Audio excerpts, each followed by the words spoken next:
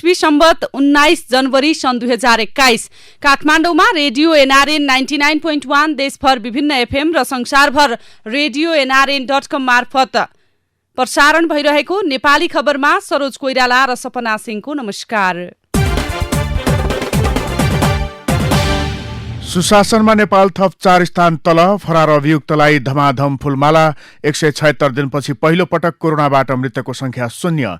सीमा क्षेत्रका 30 नाका खुल्ला। निर्वाचन आयोगले नेकपाका दुवै समूहसँग आज फेरि छलफल गर्ने लगायतका खबर आजका पत्र पत्रिकाको अघिल्लो पृष्ठमा छापिएका छन्। कान्तिपुर दैनिकमा छापिएको जसले 2000 सब चिरिन् शीर्षकको खबरलाई हामीले आजको खास खबर बनाएका छौं।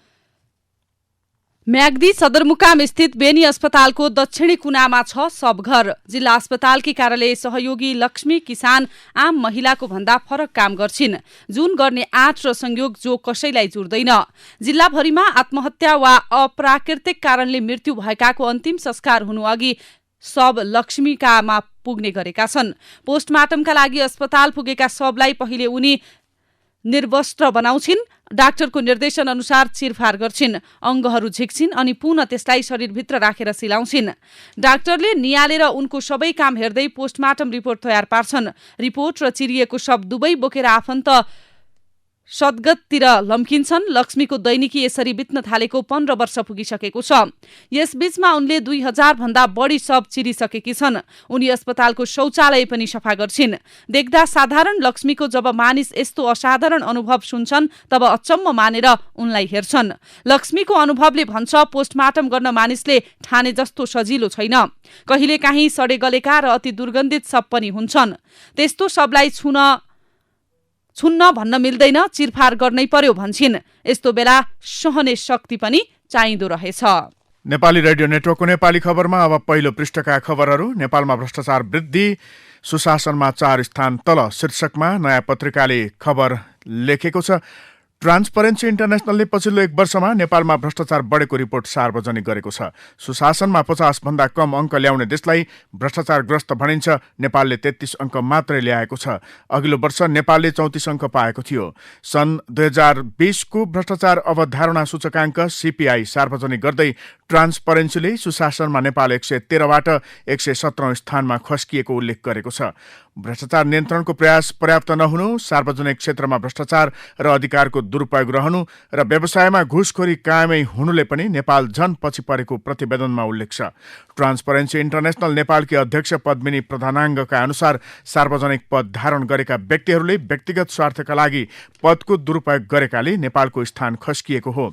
CPI 2020 मा नेपालका लागि समाविष्ट विभिन्न 6 संस्थाका सर्वेक्षणले सरकारको प्रचार विरोधी प्रयास पर्याप्त नहुनु, सार्वजनिक क्षेत्रमा भ्रष्टाचार र अधिकारको दुरुपयोग रहनु, सार्वजनिक पदाधिकारीमाथि कारबाहीमा कमी हुनु, व्यापार व्यवसायमा घुसखोरी कायम रहनु, सूचनामा नागरिकको पहुँचमा कमी हुनु जस्ता समस्या कायमै रहेको सन्देश दिएको छ।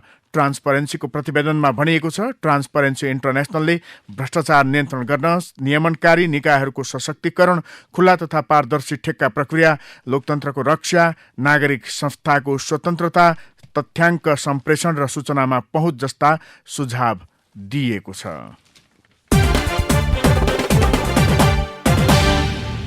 आजको कान्तिपुर दैनिकको अघिल्लो पृष्ठमा फरार अभियुक्तलाई धमाधम फूलमाला शीर्षकमा खबर छापिएको छ। प्रधानमन्त्री केपी शर्मा ओलीले गत पुस 15 गते सुदूरपश्चिम स्तरीय कार्यकर्ता भेलामा पूर्व जनमुक्ति सेनाका कमाण्डर काली बहादुर खामलाई एकाएक सम्झिए। सार्वजनिक कार्यक्रममा खामको स्मरण गर्नुअघि ओलीले उनलाई बालुवाटारमा एकपटक भेटिसकेका थिए। त्यसपछि पनि ओली र खामबीच पटक पटक संवाद भइसकेको छ। खाम पूर्व माओवादीका लडाकु मात्रै हुन्थे भने ओलीले उनलाई सम्झनु विशुद्ध राजनीतिक विषय हुन सक्थ्यो। तर माओवादी शान्ति प्रक्रियामा आइसकेपछि 2065 वैशाखमा काठमाडौँ कोटेश्वरका रामहरि श्रेष्ठको हत्यामा अदालतले दोषी किटान गरेका व्यक्ति हुन् खाम। अहिले नेकपा विभाजित भएपछि 12 वर्षदेखि प्रहरीको फरार सूचीमा रहेका खामको बालुवाटार आउजाउ बाक्लिएको छ। उनले प्रधानमन्त्री ओलीको नेकपामा समाहित हुन आफू र आफ्ना साथीहरू विरुद्ध लागेका मुद्दा फिर्ता हुनुपर्ने शर्त राखेका छन्। यसमा ओली पक्ष र खामको वार्ता निष्कर्षमा पुगिसकेको छैन। रातो पासपोर्ट बेचेको अभियोग लागेका सर्लाहीका शिवपूजन राय 2 साता अघि ओली नेतृत्वको नेकपामा प्रवेश गरे। 2074 सालको निर्वाचनमा तत्कालीन माओवादीमा प्रवेश गरेर उनले प्रतिनिधि सभा सदस्यको उम्मेदवारी दिएका थिए। निर्वाचन आयोगले रातो पासपोर्ट काण्डमा दोषी रहेको भन्दै अन्तिम समयमा उम्मेदवारी रद्द गरिदिएपछि उनी निर्वाचनमा उठ्न पाएनन्। उनै राय अहिले ओली नेतृत्वको नेकपामा प्रवेश गरेका हुन्। 2 साता अघि सर्लाही जाँदा उपप्रधानमन्त्री ईश्वर पोखरेलले मञ्चबाटै उनलाई पार्टीमा प्रवेश गराए। यादवसँगै तत्कालीन भूमिगत सशस्त्र समूहका अरू कार्यकर्तालाई पनि पोखरेलले पार्टीमा स्वागत गरेका थिए। 39 वटा फौजदारी मुद्दा फिर्ता लिने सरकारको निर्णय विरुद्ध परेका रिटमा 2072 पुसमा सर्वोच्चले गरेको फैसला विपरीत पछिल्लो समय प्रधानमन्त्रीले फौजदारी अभियोगका फरारसँग भेटिरहेका छन्। संक्रमित मृतक घट्दो क्रममा 176 दिनपछि पहिलो पटक मृतकको संख्या शून्य शीर्षकमा राजधानी दैनिकमा खबर छापिएको छ। बिहिबार कोरोना भाइरस संक्रमण पुष्टि भएका मध्ये मृतकको संख्या शून्यमा झरेको छ। संक्रमितको संख्या घटिरहेका बेला मृतकको संख्या बिहिबार शून्यमा झरेको स्वास्थ्य तथा जनसंख्या मन्त्रालयले जनाएको छ। बुधबार संक्रमित मध्ये 3 जनाको मृत्यु भएको थियो।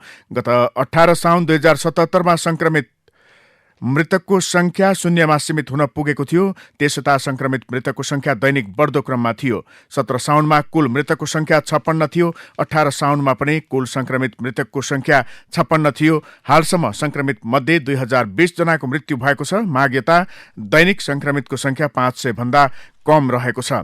यता यससँगै 2 दिनमा 37,816 जनालाई खोप शीर्षकमा खबर छापिएको छ। राजधानी दैनिकमै देशभर 2 दिनमा 37,816 जनाले कोरोना भाइरस संक्रमण विरुद्धको खोप लगाएका छन्। खोप अभियान सुरु भएको दोस्रो दिन बिहिबार 28,732 जनाले खोप लगाएका हुन्। बुधबार देशभरका खोप केन्द्रबाट पहिलो दिन 9,084 जनाले खोप लगाएका थिए। यसैबीच कोरोना संक्रमणका कारण लकडाउनसँगै बन्द गरिएका चीन र भारततर्फका 30 वटा नाकालाई सरकारले खुला गरेको छ। गृह मन्त्रालयले मन्त्री परिषद निर्णयका आधारमा बिहिबार जिल्ला प्रशासन कार्यालयलाई नाका खुलाउन सर्कुलर पठाएको हो। यसअघि 14 नाका खोलिएकोमा माघ 11 को मन्त्री परिषदले थप 16 नाका खुलाउने निर्णय लिएको छ। भारततर्फका धेरै नाका बन्द हुँदा सीमाका नेपालीले घरायसी सामान खरिद, नातागोता भेटघाट र खेतीपाती गर्न समेत सहजै ओहोर दोहोर गर्न पाएका थिएनन्। गत चैत्र 10 देखि नेपाल भारत सीमा नाका सील गरिएकोमा भारततर्फका 13 र चीनतर्फको 1 नाका गत साउन 26 मा खुला गरिएको थियो। सीमा क्षेत्रका 30 नाका खुला, नेपालीले निर्बाध आवागमन गर्न पाउने, विदेशीलाई शर्तसहित अनुमति शीर्षकमा आजको कान्तिपुर दैनिकमा खबर छापिएको छ। सर्वोच्च अदालतले प्रधानमन्त्री, 4 पूर्व प्रधान न्यायाधीश र 1 पूर्व सभामुखलाई अदालतको अवहेलना मुद्दामा आफै उपस्थित भएर लिखित जवाफ पेश गर्न बिहिबार आदेश दिएको छ। जवाफ पेश गर्न बाटोको म्याद बाहेक 7 दिनको समयसीमा तोकिएको छ। छुट्टा छुट्टै मुद्दामा बिहिबार भएको सुनवाईपछि न्यायाधीश डाक्टर मनोज कुमार शर्माको एकल इजलासले उक्त आदेश दिएको हो। आदेश अनुसार प्रधानमन्त्री केपी शर्मा ओली, पूर्व प्रधान न्यायाधीशहरू मीनबहादुर रायमाझी, अनुपराज शर्मा, कल्याण श्रेष्ठ, सुशीला कार्की र पूर्व सभामुख दमननाथ ढुङ्गानाले सर्वोच्चमा उपस्थित भई जवाफ दिनुपर्ने भएको हो। मुद्दाका विपक्षी उपस्थित भएपछि मात्र वारिस राख्न दिने वा नदिने विषयमा निर्क्युल हुनेछ। यसमा के कसो भएको हो, माग बमोजिम अवहेलनामा कारबाही किन हुन नपर्ने हो। प्रधानमन्त्री ओलीका नाममा जारी आदेशमा छ, म्याद प्राप्त भएका मितिले बाटाका म्याद बाहेक 7 दिनभित्र सबै बेहोरा खुलाई आफै लिखित जवाफ पेश गर्नुहोला भनी विपक्षीका नाउँमा आदेश र निवेदनको प्रतिलिपि समेत साथै राखी म्याद जारी गरी लिखित जवाफ प्राप्त भएपछि वा अवधि नागेपछि पेश गर्नु। पूर्व प्रधान न्यायाधीश र पूर्व सभामुखका नाममा जारी आदेशको बेहोरा पनि एकै प्रकृतिको छ। अवहेलना मुद्दामा बोलायो सर्वोच्चले शीर्षकमा अन्नपूर्ण पोस्टमा यो खबर छापिएको हो। राजनीतिक रूपमा विभाजित नेकपा कानूनी रूपमा विभाजित हुने प्रक्रिया लम्बिएपछि निर्वाचन आयोगले थप छलफल शुरू गरेको छ। विभाजनलाई तत्काल कानूनी मान्यता दिन नमिल्ने गरी आइतबार निर्णय गरेको निर्वाचन आयोगले आज नेकपाका दुवै समूहलाई छलफलका लागि बोलाएको छ। दुवै समूहले आयोगको पछिल्लो निर्णयमा टेकेर आज बोलाइएको बैठकमा आफ्नो अडान राख्ने तयारी गरेका छन्। आयोगले दुवै समूहका 5-5 जना नेतालाई आज बिहान 11:30 बजे छलफलका लागि बोलाएको छ। नेकपा विवाद नटुङ्ग्याएसम्म चुनावका लागि दल दर्ताको प्रक्रिया अगाडि बढाउन आयोगलाई समेत कठिन हुने भएको छ। यता प्रचण्ड नेपाल समूहका नेता राजेन्द्र पाण्डेले राजनीतिक दल सम्बन्धी ऐनको दफा 44 अनुसार पनि पार्टीमा विवाद पर्यो भने बहुमत कुन पक्षको छ भनेर हेर्ने पर्ने हो। बैठकमा तपाईहरूले हाम्रो 441 जना केन्द्रीय सदस्य रहेको स्वीकार गर्नुभयो। उनीहरूलाई तपाईहरूको सामान्य उभ्याउने विधि के हो बताउनुस्। हामीसँग बहुमत छ, बहुमत सदस्य लिएर उभ्याउँछौँ। तपाईहरूले शनाखत गर्नुस्, लम्बाइ चौडाइ कुरा गर्नुभन्दा चुनाव चिन्ह प्रदान गर्नुस् भन्छौँ भन्नुभएको छ। ओली समूहका नेता सुभाष नेमुवाङले भने हामी त सर्वोच्च अदालतले अन्यथा निर्णय गरेन भने चुनावमा जाने तयारीमा छौँ, तर सर्वोच्च अदालतले अहिलेसम्म स्टे अर्डर गरेको छैन। त्यसैले हामी चुनावको तयारीमा छौँ र आयोगले पनि त्यसका लागि तयारी गर्नुपर्छ भन्ने हाम्रो भनाइ हो। आयोगले आफ्ना कुरा राख्ला, त्यसपछि हामी पनि आफ्ना कुरा राख्छौँ भन्नुभएको छ। आधिकारिकता विवादमा निर्वाचन आयोगले बोलायो नेकपाका दुवै समूह। प्रचण्ड माधव समूहको माग, ऐन र नजिर अनुसार बहुमत पक्षलाई आधिकारिकता, ओली समूहको जोड चुनावी तयारी शीर्षकमा आजको नयाँ पत्रिका दैनिकको अघिल्लो पृष्ठमा खबर छ। नेकपा दाहाल नेपाल समूहका अध्यक्षद्वय माधव कुमार नेपाल र पुष्पकमल दाहालले विघटित प्रतिनिधि सभा पुनर्स्थापना गराएरै छोड्ने दावी गरेका छन्। प्रतिनिधि सभा विघटनको विरुद्धमा नेकपा दाहाल नेपाल समूहले बिहिबार बुटबलमा गरेको प्रदर्शनमा बोल्दै अध्यक्षद्वय दाहाल र नेपालले प्रतिनिधि सभा पुनर्स्थापना नहुँदासम्म आन्दोलनले विश्राम नलिने चेतावनी दिएका छन्। प्रधानमन्त्री केपी शर्मा ओलीले प्रतिनिधि सभा भङ्ग गरेर असंवैधानिक कदम चालेको भन्दै सो समूहले देशव्यापी प्रदर्शन र सभा गर्दै आइरहेको छ। कार्यक्रममा बोल्दै सो समूहका अध्यक्ष नेपालले जनताको आन्दोलनबाटै ओलीको प्रतिगमनको कदमलाई परास्त गर्न सकिने दावी गरे। नेपालले ओलीलाई जनताले नै हटाउने जिकिर गरे। उनले आफूहरू नै नेकपाको मूलधार रहेको दावी गरे। यता प्रधानमन्त्री एवं नेकपा ओली समूहका अध्यक्ष केपी शर्मा ओलीले पार्टीमा शुद्धिकरण अभियान सुरु भएको बताएका छन्। नेपाल ट्रेड युनियन महासंघ जी फन्डको राष्ट्रिय कार्यकर्ता भेलालाई काठमाडौँमा सम्बोधन गर्दै प्रधानमन्त्री ओलीले पार्टी शुद्धिकरणको अभियान अगाडि बढेको र पार्टीभित्र विकृति, अराजकता र स्वार्थी प्रवृत्ति किनारा लागेको बताए। बुटबलमा नेपाल दाहालको चेतावनी, प्रतिनिधि सभा पुनर्स्थापना गराएरै छोड्छौं, पार्टीमा शुद्धिकरण अभियान चलेको छ ओली शीर्षकको खबर राजधानी दैनिकमा छापिएको हो।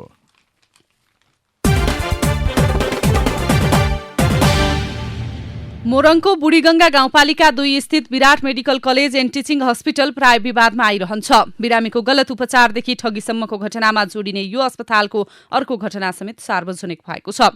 पछिल्लो समय लाखौं रुपैयाँ हिनामिना गरेको आरोपमा प्रहरीले अस्पतालका प्रशासकीय अधिकृत सहित 2 जनालाई पक्राउ गरेको घटना बाहिर आएको हो।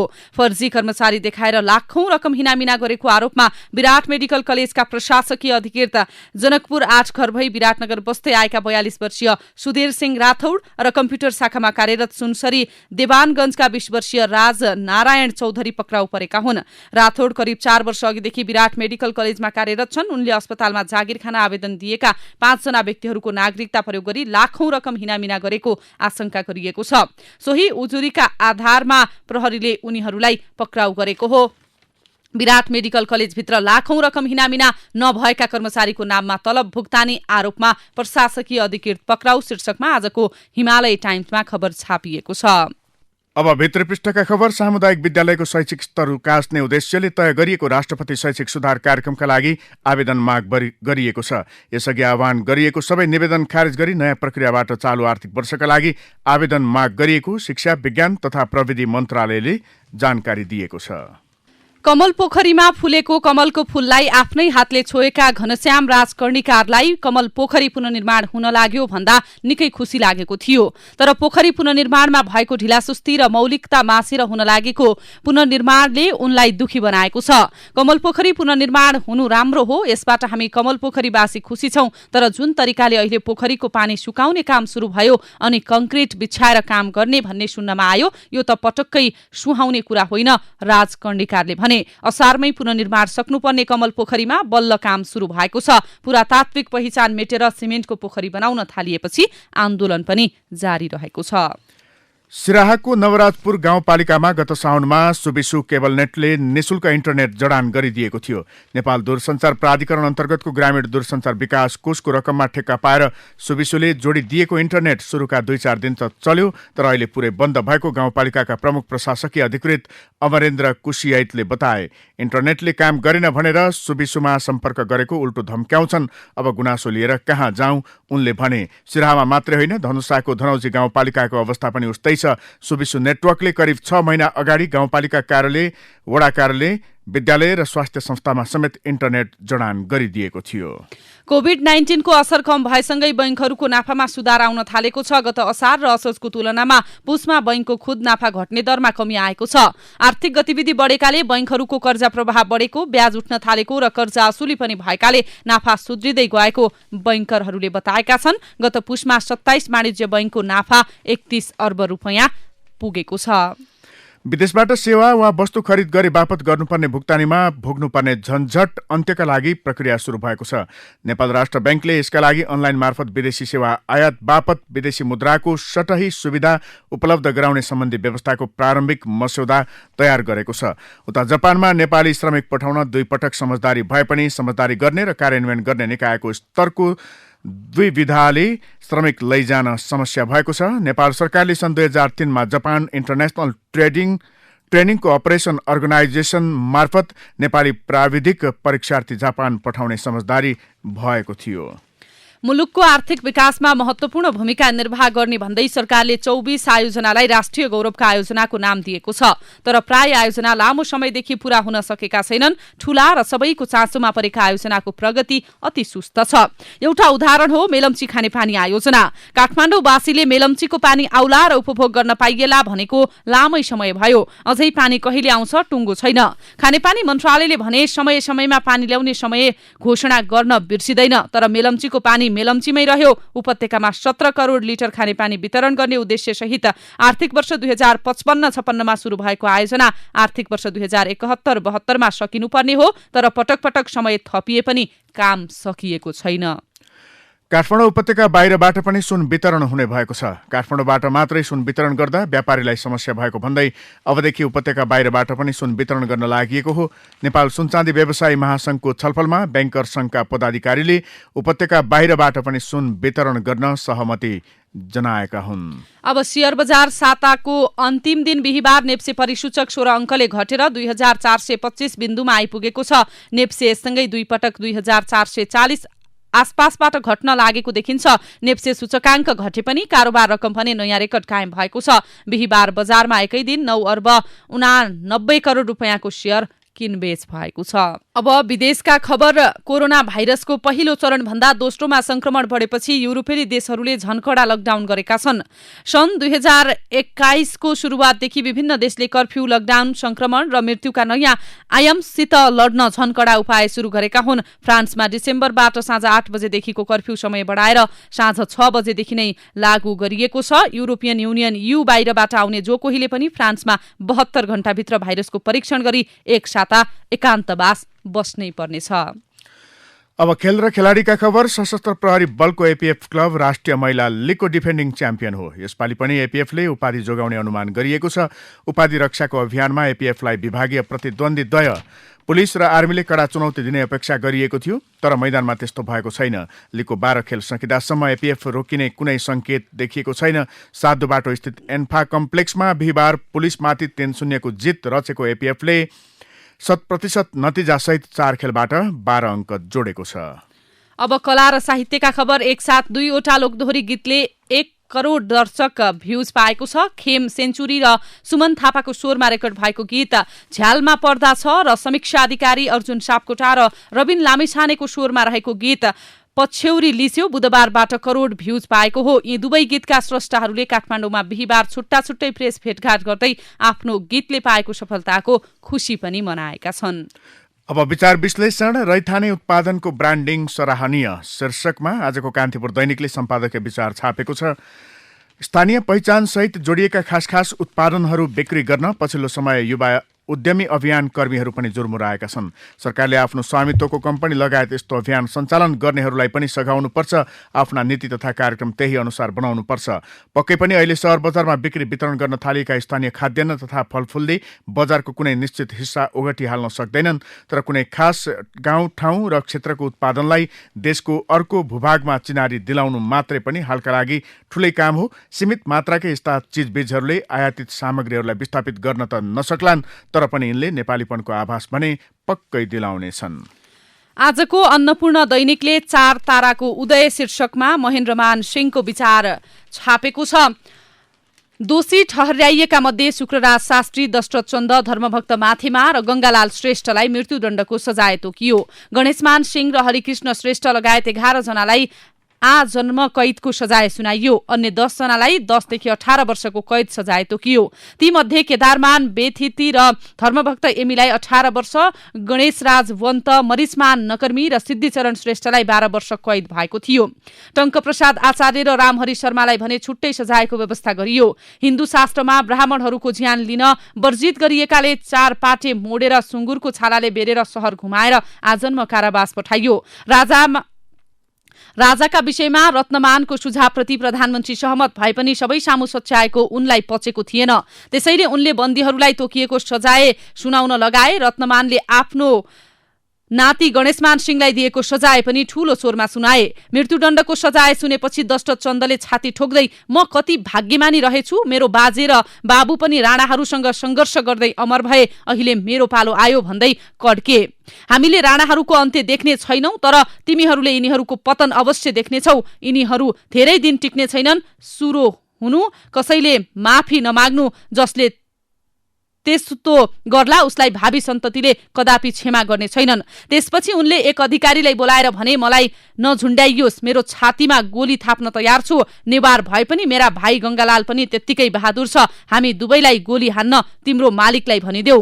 धर्मभक्तले क्रान्तिप्रति आफू अटल रहेको बताए। मेरो जन्म सार्थक रह्यो, मैले शरीरलाई आफ्नो प्यारो मातृभूमिका लागि बलिदान गर्न पाए। मृत्युदण्डको सजाय मेरा लागि प्रसाद हो। त्यहाँबाट कैदखाना फर्काउने क्रममा धर्मभक्तले भने, देश र देशवासीको भविष्यका लागि म आफ्नो जीवन आहुति दिन गइरहेको छु। देशमा प्रजातन्त्र ल्याउन तिमीहरूले रोजेको सद्बाटोबाट कदापि विचलित नहुनु। त्यसपछि गणेशमानले उनलाई आश्वस्त गराउँदै भने, देशमा प्रजातन्त्र ल्याउन जीवनको अन्तिम क्षणसम्म हामी लडिरहनेछौं। दशरथ चन्द र गंगालाललाई शोभा भगवती मन्दिर छेउ विष्णुमतीमा लगेर गोली ठोकियो, जहाँ गंगालाल र गणेशमानले प्रजा परिषद खोज्ने क्रममा धर्मभक्तसँग क्रिया खाएका थिए। धर्मभक्तलाई पशुपति जाने बाटोमा पर्ने सिफलको एउटा रुखमा झुण्डाइयो। यिनै थिए प्रथम 4 प्रणाम छ ती ऋषि, ती पूर्वज, प्रथम तथा पथ प्रदर्शकहरूलाई।